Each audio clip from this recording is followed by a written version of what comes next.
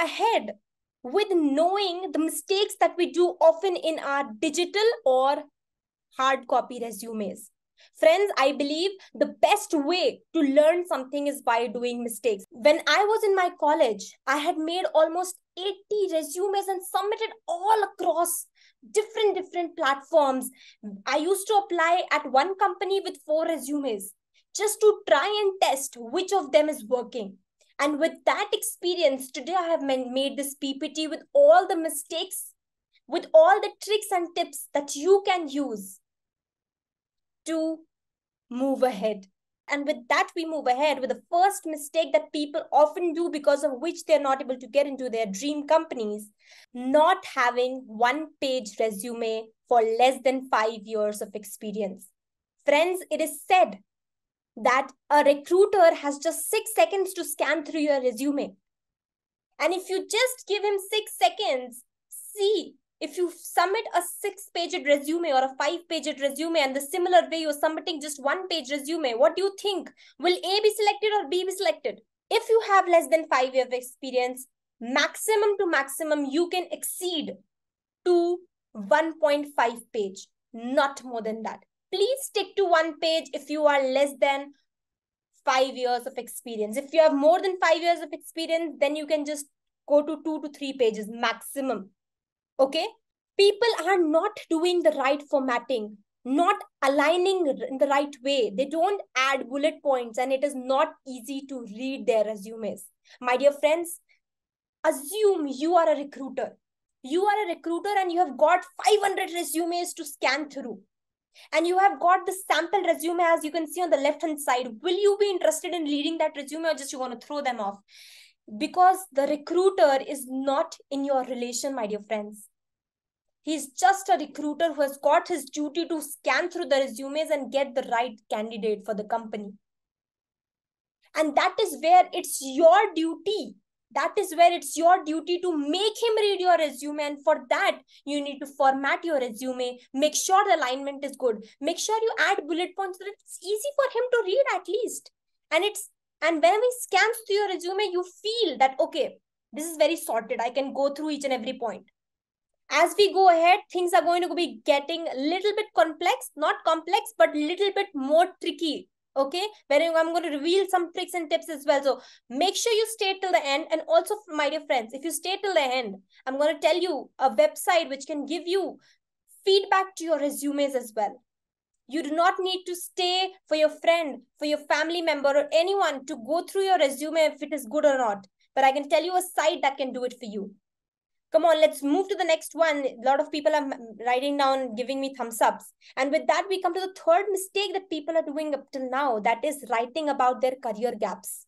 People are writing about their failures. People are writing about their unfinished projects. They're writing about the upcoming opportunities. So recently I met a friend. He was showing me his resume and he had written about that he's going to get job in Google. My dear friends, you have not yet got it. The moment you get it, you write it. But as soon as you not got it, please don't write it in your resume. Only write things that you have achieved. Make sure, my dear friends, that your resume is your advertisement. Do you write false things about your advertisements? No, right? Do you write anything negative in your advertisement? No, you have to be always sounding like, oh, wow, that's so great. So all the positive things should be in your resume. Even if you have done a very small thing, make it look like you've done a big thing. As a recruiter, the recruiter should think like you are the one who needs to be selected for that particular job. Let's move to the next point, which says weak action words. Friends, gone are the times when you used to write down, I have done this, completed this project, made this project. Come on, you guys are now big enough. You don't need to write down weak action words. Now you should always write down like conceptualized, right? The thing should be very, very pleasing. It should be very strong action words. Action words like conceptualized, computed, validated, visualized, engineered, calculated, segmented, predicted. Things like this, analyzed. Don't just write down weak action words like made, completed, wrote, did. that will lead to lessen the chance of your selection of your resumes. Anything, friends, if you write down something very weak, did, made, okay, these are very weak sentences, right? You need to make them sound very professional. Now that you have the access to chat GPT, you can just write on the prompt saying that, can you reframe this sentence in a better English language to put up in the resume. Okay, so that's where you can make things look better with the help of AI tools. The next is tagging yourself as junior. I've seen a lot of people, they're just putting up their designation as it is. If you are a junior developer, do not write down junior developer in your resume. Just write down software developer. When you yourself tag yourself as junior, then the world will also say you junior. You need to give yourself that image of being a professional. Even if your tag, your designation says to be junior developer, just write down developer in your resumes. How many people in their resumes have an objective statement? So ideally, friends, you should not have an objective statement in your resumes. Let me tell you why. What do you write? What do you write in objective statements?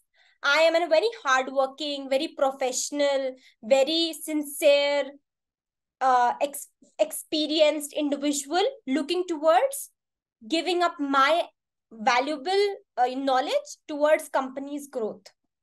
Is this your objective? Is this your objective? No, right? Your objective is to grab job. Your objective is to grab that internship. So there's no point in writing down, because even the recruiter knows your main objective is to get that particular job. Next is people are adding photographs. As a developer, if you are a receptionist, okay, if you are an anchor, then you should add a photograph. There is no harm in adding. But as a developer, photographs are useless, right? It's all about your skills. Writing your full address in your resume, does that make sense? If the company needs to send you something, they'll officially ask your address. And what does that make sense in writing hobbies? How many of you have added your hobbies in your resume? Can we have some yes and a no in a chat? Guys, now we are professionals. We are experienced people in the world of AI. People are evolving. People are learning a lot of things. Instead, you can write down your interests. Interests in stock market. Interests in, maybe you are a developer, but you also have interest in analytics. So instead of writing hobbies, I would recommend you to write your interests if you want to. If you have a space, you can add on your interests. Interest in graphic designing. That is good. If you are a developer and you also know UI UX, that is an additional feature that you know. Let's just move to the next mistake that we do.